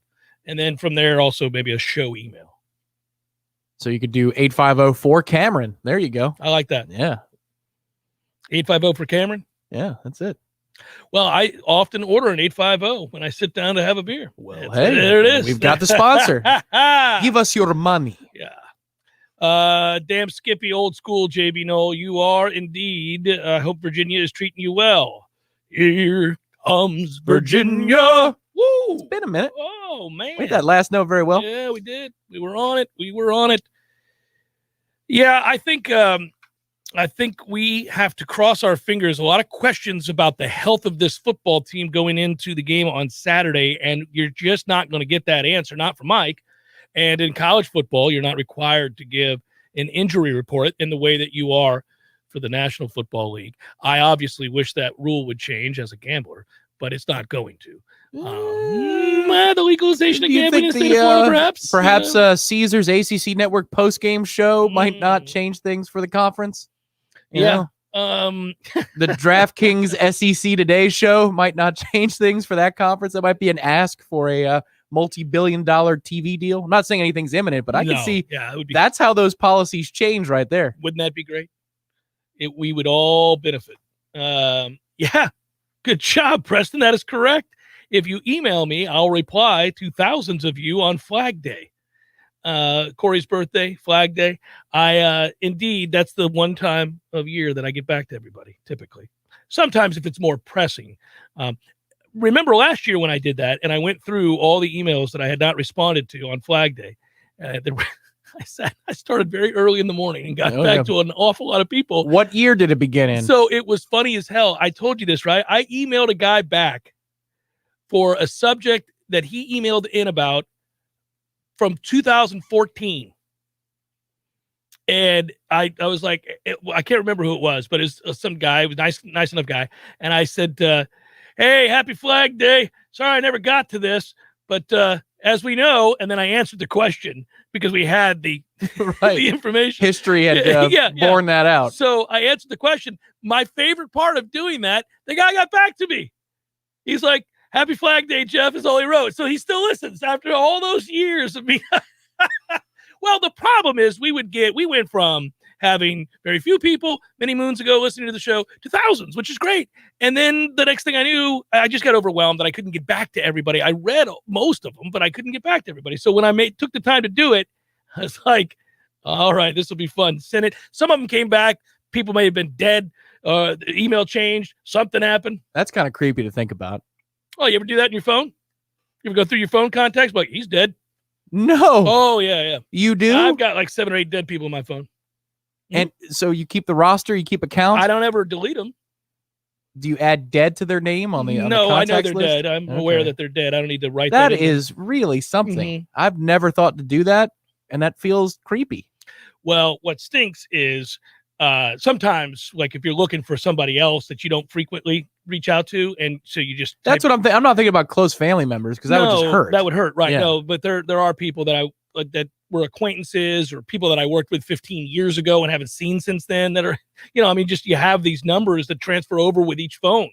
And there have been a couple where I was saddened. I saw a name and went, oh man, he passed away a few years ago, because there are like, one of the reasons I keep them is there's our communication, our last communication. And a lot of times they're nice memories. There's just something funny or something friendly in exchange on a text, and it's still there. Well, if we're going to get a little bit sad on a Redemption Thursday, that's the thing that I always have the hardest time with is when I hear friends who have lost parents or loved ones. Oh, yeah, it's still in your phone. And they say something to the effect of they wish that they could see that name pop up on their phone again for a phone call. Like that's a toughie. Yeah. That's where my mind went when you said, have you ever scanned your phone for dead people? I got sad. I don't. No, I didn't mean to take it there. There'll be times where I see it and I'm like, oh man, he's dead. He's been dead for 4 years. That's nuts. Like it marks the time. Right. It's amazing. Yeah. I just hope, when we get older, you'll have to let me know because you'll get there first. But it's kind of like the grumpy old man. Do you just look at it in a funny way, the way that movie's written? I think you have to, right? Yeah. I probably he's dead. Died on impact. By the way, Preston, I'm 50. Bastard. Yeah, that's nice of you. I'm 50. I'm not anywhere close to 60. Well, I'm 10 years away from 60, but yeah, man. Not 9 and change. Yeah. Well, so to answer the question that was asked, which was, is Jordan Travis available for Saturday's game? I don't know. I don't know. I would assume so. I think so. I certainly hope so. Or it's the Tate Rodemaker show, everybody. Woo! You don't think it would be McKenzie? I don't know at this point. I don't. I think he is perhaps physically incapable. Yeah. Really? Okay. Well, I mean, yeah, I don't know what to tell you. It's a situation where my man's foot didn't heal right, and it's unfortunate. We're going to laugh at this conversation when Tate wins the Heisman Trophy in 2 years. We're just going to laugh back and think, wow. You know what we're in need of is a little injection of something from out of nowhere that surprises us in a positive way. Like, for example, in the situation we just described, if unfortunately for some reason Jordan Travis was not available for Saturday's game and they rolled Tate Rodemaker out there and he played well, like the guy you see in practice occasionally playing really well, because that has happened. Oh, the best passes. Unlike Chubba Purdy, yeah, who every time I watched in practice did nothing, Tate Rodemaker looks good in practice a lot. You'll see a beautiful throw, and then you'll glance over and be, oh, that was Tate. But it doesn't translate into the games or the opportunities in scrimmages. Well, I don't even know that it's consistent in practice. But if you had to rate like the best thrown footballs in a given practice, correct, and you saw all four quarterbacks, I think back to spring. Yeah. When Tate, the first couple of for weeks. that matter, English throws a decent ball. Gino throws a decent ball. He's scrappy. Yeah, he does. He's everything you want on a walk-on quarterback. Yeah, he throws a decent ball. He's slinging a little bit. By the way, Ryan, you're right. Old Tate Rodemaker does own the worst interception in college football history. It's certainly up there, high on the list. That was something to behold. I remember he's rolling out and you're looking right at that guy. I'm like, now you do see that there's a defender between you and the receiver. He's looking right at you. He's not looking off into the stands. He's not on the other side of no, he's looking right at you. And you went, here you go, buddy. It's almost like he couldn't control his arm. I must throw this at him now. The DJ one was pretty bad, though, the shovel pass. That's this season's front runner. Now, the funny thing is, I don't know that I blame him for that nearly as much as I would blame Tate for looking at what was coming and then throwing the ball and having it picked. But it just presents terribly. You know, it's unlucky that they called a linebacker blitz through the gap necessary for the shovel pass to go right. But if you have just a visual of a quarterback doing this and throwing it 2 feet and it's right in the belly of a linebacker who goes untouched to the house, that just doesn't present well. No, it's not a good look. You know what else isn't a good look? That Carson Wentz interception the other night falling into the end zone. Did you see that? That is as bad an interception as you'll see. What are you doing, sir? That is an insane decision. You're a professional quarterback. Who does that? Whose fault? Jameis Winston used to do stuff like that. We were like, oh, Jameis, no. Jameis, why? I mean, you would occasionally, Jameis would throw a ball that you'd go, really? That's still in you. After all this time. We were discovering that it was in him in 2014. Remember the Notre Dame first half? Like, now he was brilliant in the second half of that game against Notre Dame, but that first half, you're like, what world is that acceptable? Why did you make that throw? It's also the game in which he made one of the best throws I've ever seen. That howitzer right by that blitzing, was it a safety or a linebacker? I can't remember, but it just. Jameis, why? Jameis, no. I know, man. It's I've said it in my living room watching the Bucs a lot. Jameis, why? Jameis, no. No, that was the throw into triple coverage in the middle of the field that he was like, oh, what in the Darius world? Leonard is right there. Oh, what are we doing? No. What are we doing? I swear Cam Brate's not open. Darius Leonard's right there. Yeah. You see him, right? Yeah. And you don't. Also, by the way. Jameis, why? Jameis, no. No. Cam Brate has permanent brain damage. It's a good thing he went to Harvard and has a lot of brain cells, because my man has been murdered off of Winston throws in those years in Tampa. I mean, he just would try. He's open. No, he's bracketed. Yeah. He's bracketed. Let's not put, oh my God. He caught that. That's a tough guy. Yeah, you remember the touchdown. The hit to Patrick Mahomes a couple weeks ago where he gets folded in half, right? I saw that happen to Cam Brate in Minnesota live with my own eyes. I was in the press box. Right? On a touchdown. It was a late garbage time touchdown, and Jameis doesn't care for garbage time. He's like, it matters. Yeah. Cam, you know, the funny thing is that probably happened 7 or 8 times to Cam with Jameis, like where it was 5-star level. Dear God, do you hate him? You're going to get my man decapitated. Best part is Tom Brady's done it too. They all come to the same conclusion. Well, here's the problem. He proved, see, this is my theory. You know my theory on this. This is why I didn't get stuck doing stuff I didn't want to do in life. Okay. Yep. If you show somebody that you're capable of whatever it is, they're going to ask you to do it. Yeah. Now, that's good and bad, but here's how you have to understand. Read the room. Understand what's about to happen. If you show the inclination to want to learn how to do menial things that you would never want to do. Oh, menial things. I see. Occasionally they were, right? Perhaps things that prop up the organization. Corrupt. Correct. Yep. Such a slip. That's a slip. Correct. But not stuff that you should have to do. Some other person lower on the totem pole should have to do. And so I always recognized when I was being asked to do something that would soon become a permanent fixture of my daily activities if I showed that I could do it. And if it was something I didn't want to do that I thought sucked, I'd be like, oh, nope, don't have time, whatever it was. And somebody else would get asked into the room and then they would do it. Are you listening, Gene? Permanently have to do it. Gene Williams, are you listening to me, this? Not this guy. I'm on doing my thing. Show prepping. That's what I'm doing. Jameis, why? Jameis, no. No. Yeah. No. So that you got to learn the lesson. So Cam Brate, this is how it applies to you.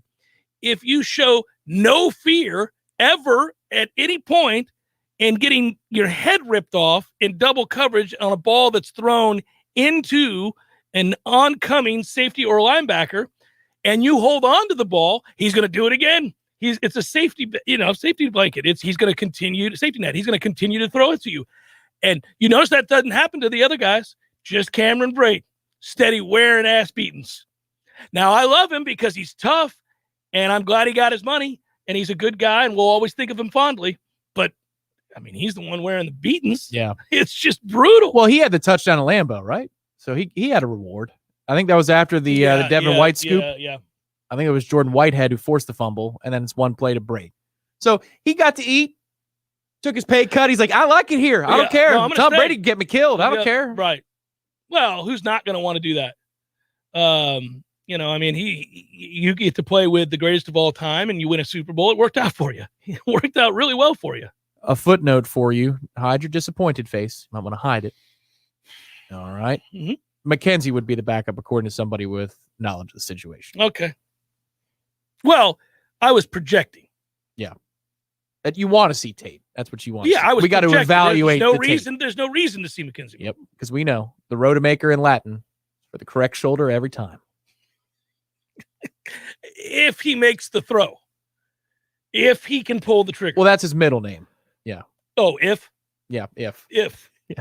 Tate if Rodemaker. Rudyard Kipling. There you go. That's him. It's Jeff Cameron Show 93.3 Real Talk Radio Warchant TV.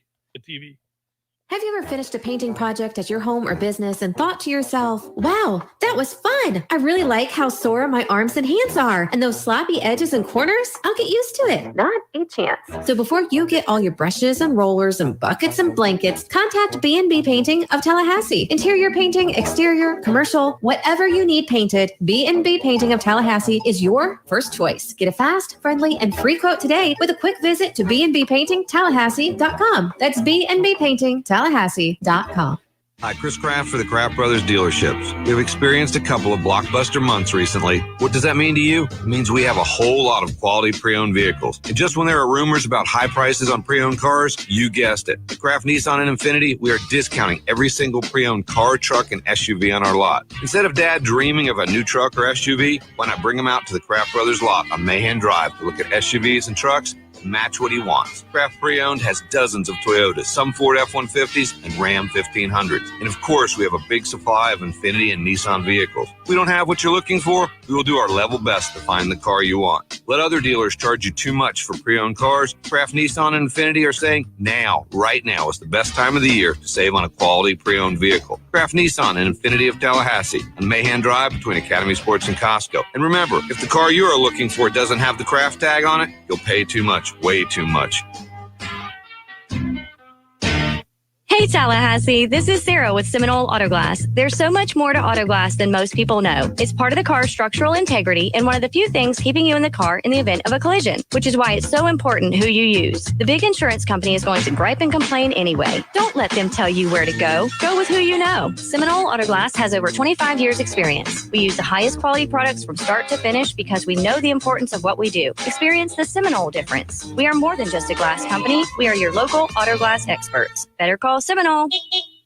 There are endless options for storage sheds, carports, and gazebos from Southeast Portable Buildings. Put all your lawn equipment in new sheds so you can get that pool table and flat screen TV in your garage. Convert a storage shed into your very own happy hour place. 2 for 1 all day long. Want to try your hand at brewing your own beer? Get yourself your own brew barn. Looking to grow marijuana and get in on the game? Get yourself a grow shed. From she sheds and man caves to repair shops and trophy rooms, the possibilities are only limited to your imagination. Visit Southeast Portable Buildings today. If you're worried about your hard-earned dollars becoming worthless or your 401k or IRA losing value, now is the time to move into gold. No, not gold or silver stocks, but real gold and silver you can actually hold in your hands.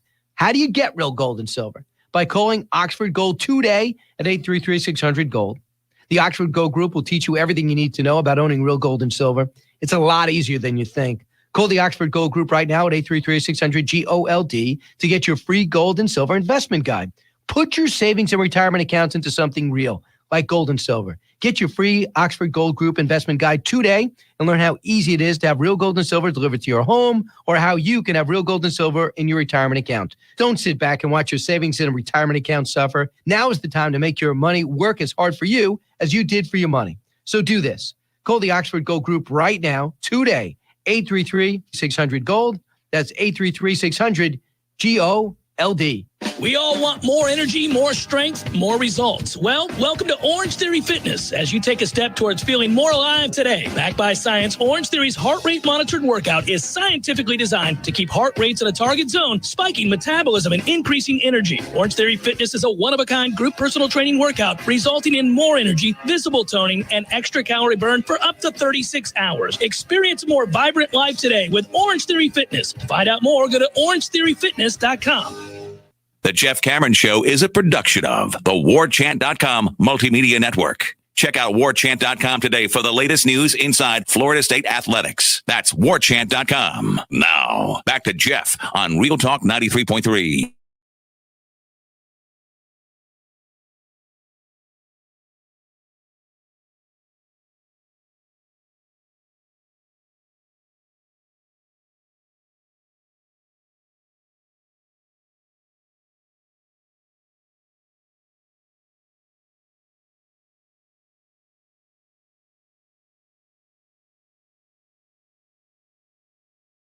Where you sign a solar panel contract called T-Spark Enterprises to come out and inspect your roof. The last thing you want to do is have to pay an additional $10,000 plus to remove your newly installed panels to have a new roof put on. There's a benefit to replacing your roof at the same time you have solar panels installed.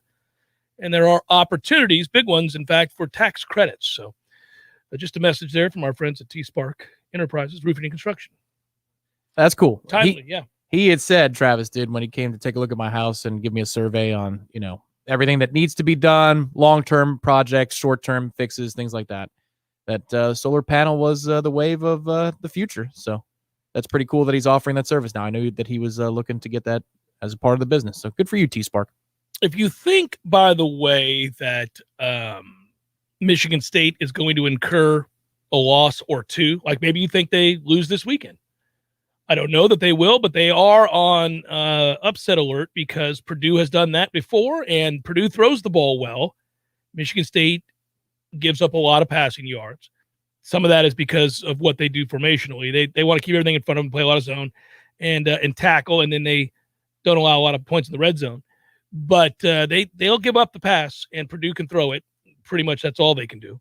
So you might look at this game, and why would I bring this up? Well, I bring it up because the odds are out right now in a lot of books for Heisman. And I would just say this. Obviously, you would think that the stud that is Kenneth Walker III, who just had a massive game against Michigan, is your front runner. And, yeah, they did a straw poll, and he received 34 of the 38 first-place votes. But we'll see, right? If you go bet MGM and just look at those numbers, again, thinking that Michigan State's going to lose a game, maybe, obviously Ohio State down the line, then you can look at a Bryce Young at plus 190 right now at Alabama, for example. Matt Corral at Ole Miss, you can get at plus 275. They can't afford to drop one. I think the guy that has been a real joy to watch play the game this year, who is simply exceptional and worlds better than he was when the year started, is C.J. Stroud at Ohio State. And that is a guy you can get at plus 450. And he would probably be the guy I grab. Have you seen his numbers? Have you watched what that kid's done this year? I've not seen his numbers, but listen, he's watching him. I'm sorry, he's completing nearly 68% of his passes. He's thrown for close to 2,500 yards. He's got 23 touchdowns and 3 INTs. He's great. What I was going to say is, in watching Ohio State since their setback against Oregon, they're putting so many things together that they are going to be a fixture in the conversation, because in a way they'll be a new part of the conversation down the stretch. And that's one of the things you want to handicap here if you're playing Heisman futures, is who's going to be talked about a lot. Who's going to be in games that are talked about a lot? Well, given that side of the Big Ten is a mess with a bunch of big contests coming up, CJ Stroud's going to be at the center of all those conversations. So if you have Ohio State beating Michigan State, Michigan winning the Big Ten championship game, and snaking their way into the college football playoff, he's going to be, page one of every discussion, every single program. So that helps. And he's really good. He's really good. He's just going to continue to put up big numbers. It's just interesting, something to note as we get this far into the season. I'm doing this right now where I'm looking at that aspect, looking at the postseason. We know everybody's furious with the committee, and the committee probably likes that, because then they get all the attention that they were clamoring for to begin with, and that's why they forever just make stuff up. And it's all part of a big male soap opera in which they're looking for ratings. So there's no consistency to the way they rank teams. They frequently contradict themselves on the regular. No, they're all BS. Until the last 2 weeks. Yeah. All of them don't matter. And then but they get what they want, because people will scream and they're up in arms. You got one team sixth who's got a better road win than anybody else in the top four and all that other stuff. This is what happens. This is what they do. I haven't watched more than 1 week of the playoff selection show, which typically is, the final one, since 2015. No, I don't. Yeah. Ever since that, when they were using the metrics going back to the 2014 year. Right. They were going to try to take a team that had won 29 straight games and was the reigning national champion and not put them in the playoff. Get the hell out of here. Well, because last year doesn't impact this year. Unless you're Alabama and you lose a football game. Right, yes. Of course. No, they contradict themselves all the time. Right. I mean, it's just, it's a farce. It is a farce. But again, I would just tell you that I do take note for purposes of, hey, who would I think can win this Heisman based on who I think is going to get to the playoffs on a big team, what position, all that good stuff. Now, listen, I really enjoy watching Kenneth Walker III run the ball. The guy's got nearly 2,000 yards rushing. He's averaging nearly 7 yards per carry. He's a horse. I mean, it's insane. And that's the story of the season. Michigan State, to me, is the best story of the college football season. Mel Tucker and what they've done is remarkable. Guys, some of it is smoke and mirrors. I mean, they narrowly beat Indiana, who's not any good at all. They narrowly beat Nebraska, who's not any good at all. They've narrowly beaten lots of people, but they keep winning. If they beat Ohio State and he goes for a $160, then it's a good play. That's you play. Basically, if you play Stroud and Walker, you're playing the result of that game. Plus, you think that team, the winner, is not going to lose again. Yeah, and I would also say, Tom, that if you want to look at the NFL right now, where we're seeing dramatic shifts in the conversation about who's going to win what. When we talk about players, individual players being the bulk of what their team does, there's nobody in the NFL more dependent on one guy than what Dan was Tennessee with Derrick Henry. I could not believe those numbers. Now he's gone for the year, just had surgery on his foot. You can count them out. It is over unless they can become a pass-first offense, which they could because they have two good receivers, and Tannehill's more than serviceable, so maybe. But a lot of what they did off of that, nobody threw more off of play action than Tennessee because everybody had to respect Derrick Henry's run game. Also, the looks they're now about to get is going to shift dramatically. Now the teams can play too deep because before they had to walk everybody up to deal with a human highlight reel. I mean, a man that is superhuman. No back in NFL history, I read this morning, no back in NFL history through this amount of games had more carries in a season than Derrick Henry did this year. Ever? That's interesting given the era that we live in. It's insane. Their whole offense was centered around him. Here would be my counterpoint to that. Now, they would have to go on the road. Well, actually, you're going to host the game if you win your division. So they're 6-2. The Colts are 3-5. So the Colts have to run them down. Mm-hmm. And the way that the injury timeline is described, it's that mid-January is realistic. Since the NFL plays 18 weeks now, and you have an NFL Sunday after New Year's Day, which is something that we're all going to have to get used to for the first time coming up. Mm-hmm. There's a chance that maybe they're 10-7 this year, and they win the division, but Derrick Henry is back for the playoffs. They could be a sleeper team at that point. Like, this is a good time to buy low on their AFC championship chances, for example, because you'd get a fresh Derrick Henry back, assuming the whole rehab goes all right. But I'll bet you get great odds on it in a week or two. Not just today, but in a week or two if they lose a couple of games. Yeah, that's a sneaky pick. If he can come back. Buy the dip, baby. That's what you do. We'll solve for the future when we come back here on the Jeff Cameron Show. Thanks to our friends at ISF.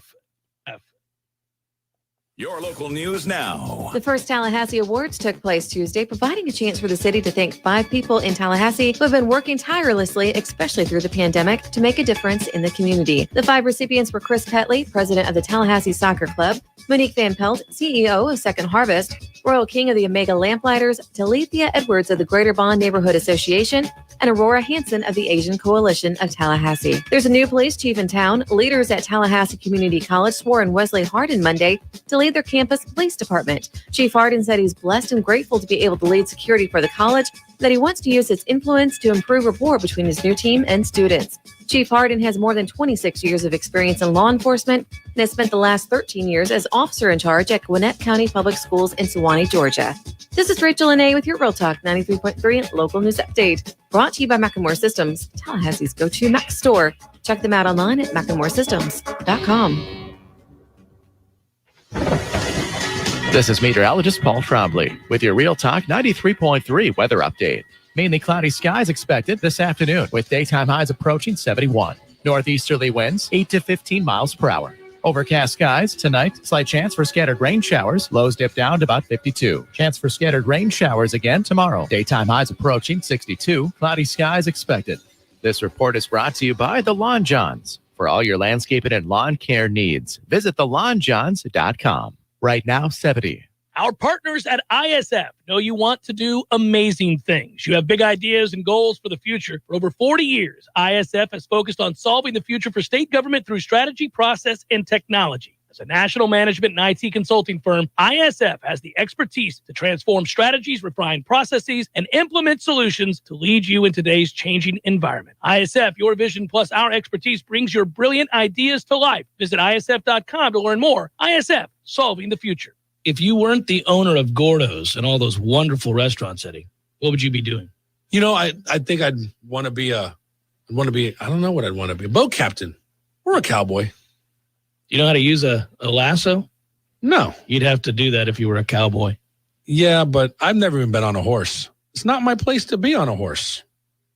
I agree. And the horse thanks you. Gordo's, bringing the flavor and flair of Cuban food to Tallahassee since 1996. Greg Tish, Real Talk 93.3. Friday on the Greg Tish Show, starting at 6 a.m. right here on Real Talk 93.3. Maddie Rowe and I have a tremendous show lined up for you. We've got John Reed, Terry Madigan, Jay Revel to come in and talk a little Tallahassee history. And we also have Brian Kilmeade. Brian's going to come in and talk about his new book, The President and the Freedom Fighter. Can't wait.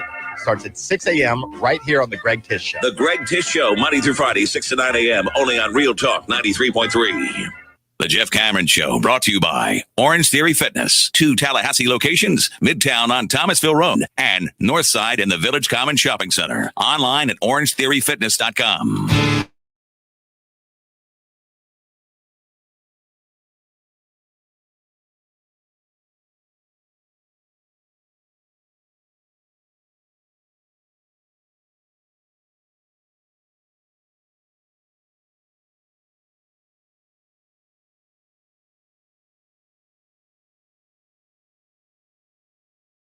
friends at ISF joined us here on the Jeff Cameron Show to start this year, and we're thankful for it. They sponsored this segment. It is about solving for the future, and they have for 4 decades for their clients, of course. It's an IT and strategy firm.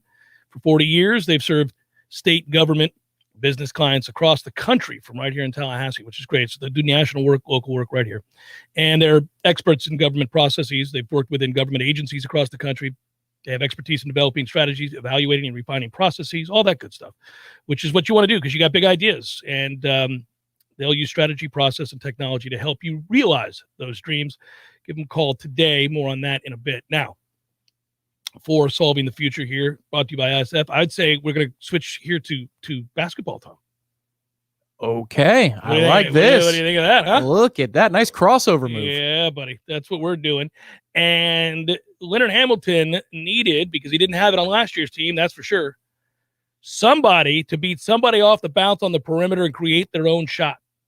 And that's why Caleb Mills is here. And when you watch him in tomorrow's exhibition game, you will see that he is the quickest man on the floor. My guess is, as you watch Caleb Mills play games that count in the ACC, he'll be the quickest guy on the floor. So watching the teams that went on to have the success they did in the Final Four, you noticed a common theme there, and that was backcourt quickness. Florida State didn't have it. Couldn't get their own shot off the bounce, really didn't have anybody on the roster that could do that consistently. They do now in the form of Caleb Mills at 6'5", 190, quick handle, gets to the basket, has purpose, can shoot, is confident. Yeah, that's solving the future there. That's understanding what you don't have and finding something to fill that void. Well, and as I understand it too, this is a group now where you can have multiple people bring the ball up the court. Correct. We already know that Anthony Polite can do so in a pinch. It's not what you would draw up as option A. Yeah. But if you're in foul trouble and you need to get through for 3-4 minutes of the game, he can handle it. But they've got some young kids who are capable of doing it. You know, Caleb Mills is capable of handling it and running some plays. That's important because what we saw last year, you're right, especially in that Michigan game as it was all winding down. And there were so many signals ahead of that this team was just, they had reached their peak and they've gone ice cold from the perimeter. A lot of signals, yes. Right. Well, yeah, almost losing in the first round, you know, or trying to make that game interesting was the biggest one. But when you need somebody like you're talking about who can generate their own shot off the dribble, you've got that. And it looks like we've got multiple options at different sizes, mind you, who can hit perimeter jump shots as well. And what's the best way that you can advance in the tournament if you don't have the same talent as the team you're playing? Now, Florida State's not going to be in that situation a lot, but it's perimeter shooting. And we've got 7-footers who can hit him. Malik Osborne can hit those shots. We'll see. I hear that his jumper is much improved, and it was already all right. It wasn't bad. Decent, yeah. But if you play small and he's somebody who can extend out and stretch the defense, what I'm seeing is playing small, we're going to generate matchup problems for opponents. The question for me in the future is, do we get any of the fives, the true fives, developed enough by the time we get to March? Yeah, that if we needed to play big, we could, even if it's 4, 5 to 10 minutes a half. Well, you got certainly enough bodies, just maybe not the requisite skill in those bodies. Yep. Yeah, we got to see that. That is absolutely something I'm worried about, but it will be fun. I mean, we've always had bigs. We've always had guys that we did develop. So there's reason to trust that will continue. But it may be a different looking team this year. I mean, it's going to be a quick team. It's going to be a team that can shoot again, which we enjoy. I mean, they're much more aesthetically pleasing to watch play basketball over the last 5 years than we've seen in the prior years where it was the junkyard dog defense and winning ugly. But quick and able to shoot sounds like you don't like defense. What I hear about this team in the offseason they can defend. Is they care to. They like to. I don't think you come here with the idea that you're not going to really participate on defense. I mean, that Ham's not going to have all that. I mean, think about what Scotty Barnes was. He could really defend every position on the floor. I wouldn't call this a reboot of the program. It's just you have a lot more inexperienced Florida State Seminoles returning. You got some experienced players, but not within the system. But the last time that there was a reboot in this program, we got one and done dudes and we didn't defend. You know, that was the thing. It was like such a stark difference. It was weird. Between 2012 and what that team was the year before 2011 going to the Elite Eight. And then by about the middle part of last decade, you're like, well, so our identity is completely gone. It's nice that we got one and done players, but you're telling me it's a layup line on the other end? This, even though it's kind of like a reboot because of all the minutes that are going to be distributed to new players, doesn't mean that we're giving up the principles of what we're about. That's important to know. We also learn something about this team every year. There's always something we think about it going in that turns out not to be true, and something we think they can't do that turns out to be something they can. It's always fascinating. Sometimes it's like, oh, well, maybe they're not as good at this as I thought they would be, but oh, look over here, they do this better. So they're always interesting, and that's because Ham has really proven to be malleable. And I think that's the greatest testament to his long-term success here at Florida State is that a man of his age has shown to be malleable. That is amazing. Most people of that age, period, in any walk of life, don't like dramatic change from the things that got them there to be successful in the first place. The thing that I love about this part of the season is no matter what, like, it's coming. We're playing Florida a week from Sunday, and the regular season opener is a week from yesterday, I believe. Crazy. Even though that's coming, you're going to wake up next Sunday. You're going to go through your NFL game day morning routine, or if you go play golf in the morning, whatever your Sunday routine is after a college football Saturday. And you're going to go, oh, yeah. Oh, God, I got to get to a TV. We're playing Florida. Yeah. That streak's on the line, man. Yeah. We're trying to go for the Platinum Bohica in basketball. Let's go. Is it that many? Well, 14 was the first year, right? So, yeah, we're not quite there yet. Okay. Oh, but you win this one. You come back home for 22, and now... Man, the Platinum Bohica could be realized. It could. Oh, how close we got at one point against Miami in football. Now they're getting closer to that against us in football. Damn it, man. 3rd and Kelly, we might have had it. So ISF knows you and your staff work very hard and that your constituents depend on you. ISF has worked with state agencies like your own, and they'll take on projects and challenges across the landscape of technology and business. And, of course, you want to get rid of all the silly, the costly, ineffective ways of doing business. Well, they've got you covered. Check them out at isf.com, and that was solving the future with quickness in the backcourt. You work hard, so you deserve the good things in life, like getting an amazing deal on awesome internet. That's why there's never been a better time to switch to Xfinity. Get the fast and reliable internet you deserve for $20 a month for 12 months with a 1-year contract. And for the first time ever, ask how to get 12 times the speed for the same internet price when you add Xfinity Mobile. Just imagine. Faster downloads, more streaming, the possibilities are endless. That's more speed, and you'll save hundreds over AT&T. Plus, ask how to get an eligible 5G phone on us, and for a limited time, $300 back. So what are you waiting for? Sign up now, because you deserve awesome internet. Go to Xfinity.com, call 1-800-XFINITY, or visit a store today. Requires paperless billing and auto pay, ends 11/21/21. Restrictions apply. New performance starter internet, 50 megabits per second customers only. Equipment, taxes, and fees extra and subject to change. After term regular rates apply.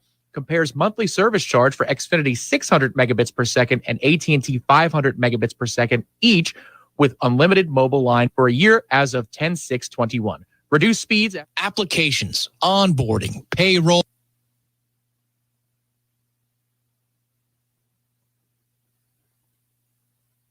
There was a locally owned, responsive solution that would charge you a fraction of the big national payroll companies. Sound too good to be true? It's not. North Florida Payroll Services is Tallahassee owned for nearly 15 years. And in that time, their prices have never changed. The reason North Florida Payroll Services can do that? Exceptional customer service that constantly evolves with the latest technology. From application to termination, for turnkey service for your payroll and HR services, trust a Tallahassee expert and save yourself time and money. North Florida Payroll Services. Online at northfloridapayroll.com.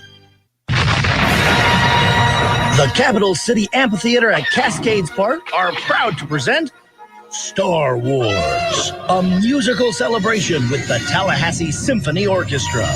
And we want to send you to outer space. Tune in all this week to the Greg Tish Show and watch online to enter your name into the Star Wars Concert Contest. Type I Want to Win on the Facebook Live feed to be entered into the drawing taking place on Wednesday, November 10th. One big winner gets 2 reserved seat tickets plus a $100 gift card for dinner at Table 23. Don't miss Star Wars, a musical celebration, November 12th at the Capital City Amphitheater at Cascades Park. Friday night, November 12th, and may the Force be with you. Choose Hearth and Patio for custom fireplaces, maintenance, outdoor grills, kitchens, fire pits, lighting, and so much more. Check out all of Hearth and Patio's options online at hearthpatiotallahassee.com. Hearth and Patio, they keep the home fires burning. Hi, I'm Jeff, founder of Which Superior Sandwiches, and I'm here to tell you about our signature witch, the Wicked. Why call it the Wicked? Some say it's wicked tasty, some say it's wicked large. One thing's for sure, with oven-roasted turkey, ham, pepperoni, roast beef, and bacon, as well as your choice of 3 cheeses, it definitely takes you from wicked hungry to wicked happy in just a few wicked good bites. Only at Which Superior Sandwiches. On Wednesday, the Wicked is just $5. 5 meats, 3 cheeses, $5.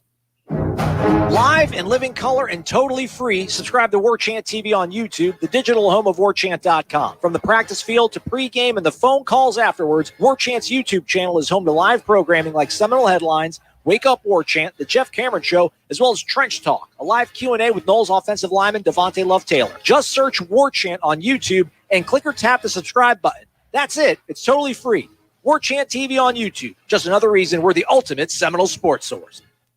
The Jeff Cameron Show is a production of the Warchant.com Multimedia Network. Check out Warchant.com today for the latest news inside Florida State athletics. That's Warchant.com. Now, back to Jeff on Real Talk 93.3.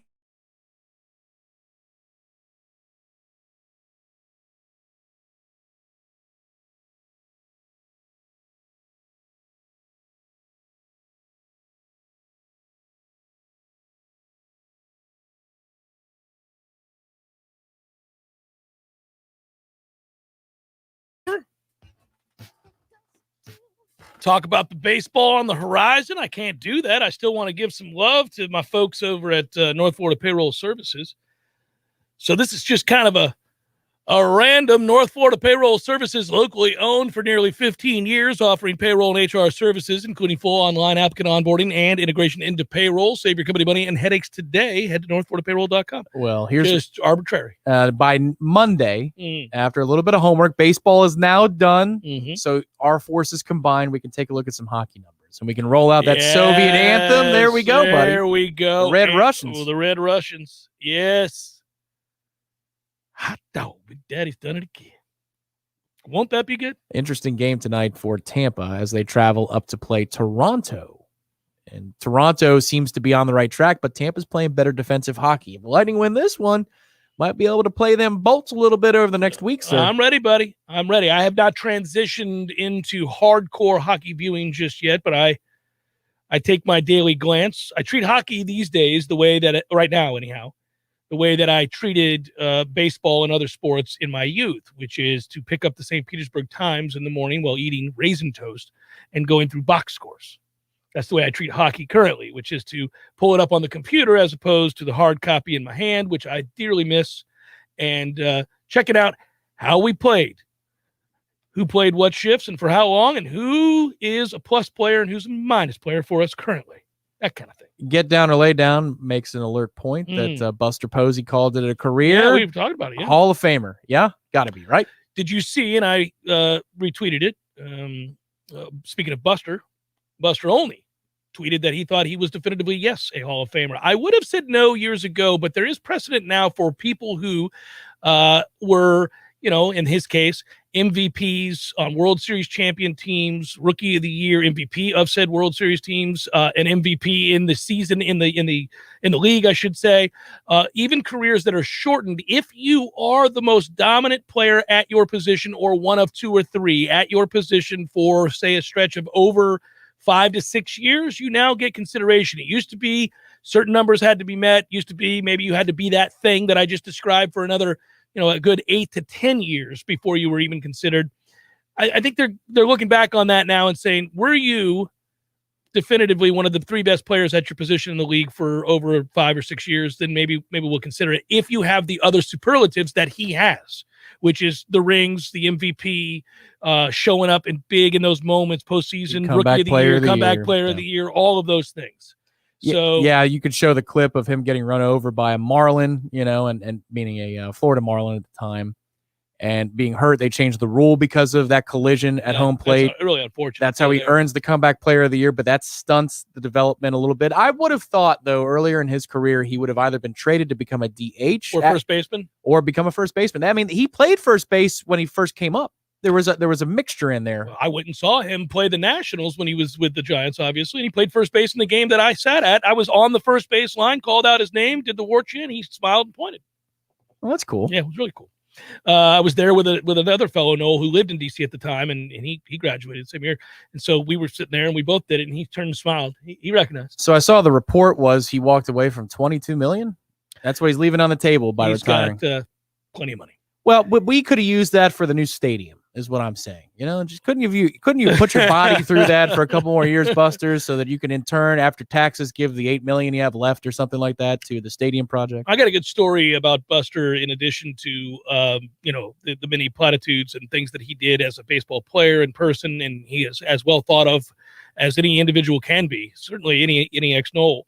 But when I went out to San Francisco a few summers ago, and I was there for about a week, and me and the family and me and my dad and all that, along with my wife, and we went to a couple games and got to go down on the field to see batting practice and saw Buster. And so that's when I told you that Madison Bumgarner is even bigger in person than you realize. That's a mountainous man.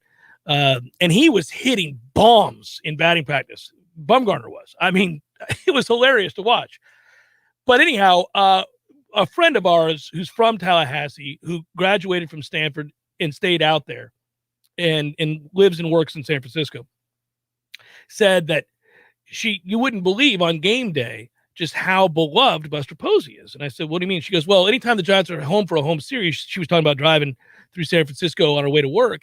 And she was saying that you'll see along the road when you get closer to the stadium, gas stations have Buster Posey dolls that they make. I'm sure it's not copyrighted or illegal to do licensing merchandise, but they sell them at these places. People buy Buster Posey dolls, little almost little baby kids dolls of Buster Posey. And I was like, what? And she goes, oh yeah, he's kind of the focal point of a star-studded team that has won the World Series. Everybody highlights him. And so sure enough, we went to the game, Buster Posey merch everywhere. You couldn't think about what that is for the least unassuming man you would ever meet. Like, if you didn't know Buster Posey was a superstar major leaguer, he certainly wouldn't bring it up, and you wouldn't know it to look at him. It's remarkable. Yeah, the fans out there for the Giants specifically are diehard. I've met a few people who are part of that circle. Like, they season tickets and/or they know maybe Bruce Bochy's brother-in-law or something along those lines. Like, it is a really tight-knit circle over there in San Francisco that I didn't understand until I met the fan base. It's almost kind of like a small townish fan base, even though it's a big city. Yeah, it is. Whereas, like, if you're a Mets fan or a Yankees fan, it's all spread out. It's all over the place. Yeah. It's hard to concentrate. Like, the Giants fans remind me a lot of hockey fans. You don't usually meet a hockey fan who is a casual fan.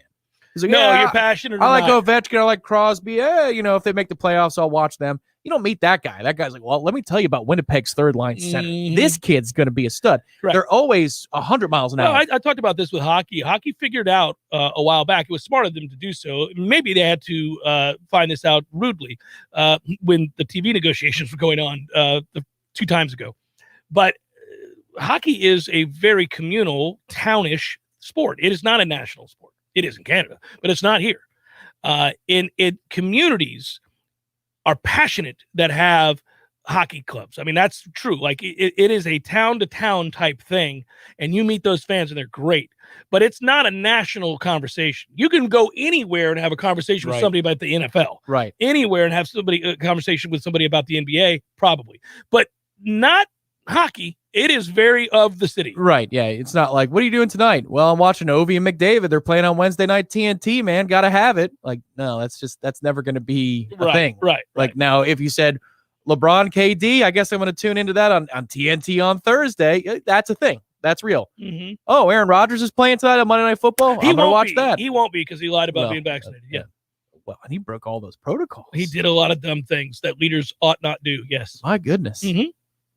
Well, now, it'd be a shame to see them lose a game that he couldn't play because, I mean, my goodness gracious, all of a sudden, perhaps home field advantage becomes on the table again. Do you think that the Kansas City defense was like, oh my God, we're going to do it. We're going to hold a team under 25 points. Well, they did last week. They looked better last week against yeah. the Giants. We'll see. It is the Giants. Speaking of which, I had to pick up your boy there, quarterback, because Tom's on the bye.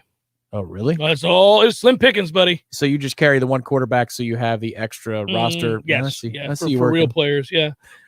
So I had to do that, and so you could have your 8-point receiver, like 7 of them. Yeah, that you're like, I don't know. Bye weeks happen. You gotta have a guy to plug and play. But there comes a point when you're managing the roster, you're like, all these dudes could get me 6 points, 2 points, 2 or 15 points. 50, I don't know. There's real volatility there. Yes. Yeah.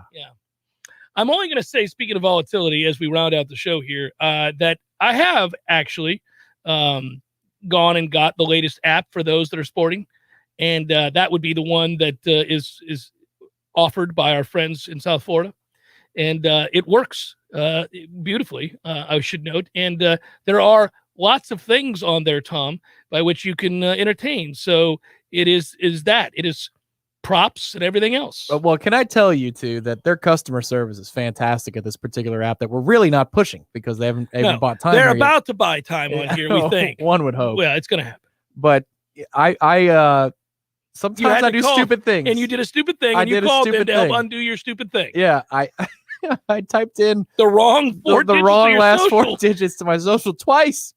Come on, man. Twice. So, and it said they're going to reach out to me. I'm like, oh God, I'm never going to get this damn app up and running. Well, they were like, sir. Right, I know. Don't you know thyself? You don't know your last 4? That's of course I did. And my dyslexic brain put them backwards. Oh, that's wrong. That's wrong again. What have I done? And it was like, it's locked. What have I done? It's locked. So Lockdown. Last night I could look at all the numbers and I was like, ah. It's like your kid when they were little and on the iPad and they keep pressing it without knowing the code. I'm like, stop doing that. It's going to lock me out. Huh? Stop touching that. It's going to lock. Damn it. It's locked me out. I remember that happened to you when you were on the phone once. Yes. And you heard me say probably that. Yes. Yes. That was you on the phone. There you go. I got the photo of you. Look at those locks. It's an alternate universe. Amazing. Yes. Yes. Stop pressing that. Don't do that. Would you stop pressing that? I've asked you to stop. Don't do it. If you do it again, it's going to lock me. You lock me out. Damn it. That's how that goes. The first time that happened to me, and it happened, I mean, I was probably just moving too fast, or it was like a pocket dial, and then you have one crack left at it, and it almost felt like being yelled at in elementary school. Like, when it stays with you, you almost feel like that internal ringing shame. Like there's almost like a noise to it. You're like, oh, I've just been yelled at. I got to put my head down. Yeah, we got to move along. Beat here. red. I'm embarrassed. That's what it felt like when my phone told me you got 5 minutes. You're sitting in timeout. That's what it is. I'm to shut you out. I felt embarrassed. You're an intruder. You're somebody trying to use Tom's phone that ought not be. That ain't Tommy. I know Tom's thumb. He would know this code. I know Tom's thumb. You're at a gas station in Pensacola, huh? Your phone talking is fun. That ain't you, Tommy. That's what we need. We need more of those things. Yeah. Like when Samuel L. came out with the GPS system. It's perfect. You need your phone to be able to talk to you with a little bit of pizzazz. Well, tomorrow we will give you honest assessments of this football game that we've largely ignored for the week. If you haven't picked up on the hint or the vibe that we're giving off here this week is we don't feel good about this one. Don't feel good about this one, my man. And I hope that I wake tomorrow to a different feeling, a little different something. Maybe I get good news tonight. I'm going to call around, talk to some sources tonight, find out where we're at from a practice standpoint, from a health standpoint. Maybe we got better news coming our way. Well, that's the thing is like when you hear the term, there's a bug going around. Oh, that ain't good. Right. And especially nowadays, you think the worst. When you hear IVs, you go, oh, really? We heard IVs now? I heard IVs. Oh, great. This week. That makes this thing even better. That's tough. When you hear those things, you're like, well, we're not even a deep football program as it is anyway. Correct. Like, damn it, man. It like, is it somebody that matters? Chances are, yeah. Yeah. Yes. Yeah. No, I've heard those terms thrown around this week. So that ain't good. Good job, Tom. Good job, Matthew. Thanks to all of you. Thanks to Coach Hamilton who joined us last hour. If you missed that, go find it on the pod or on Warchant TV on the YouTube feed. You can find it there. Be well, everybody. Talk to you tomorrow.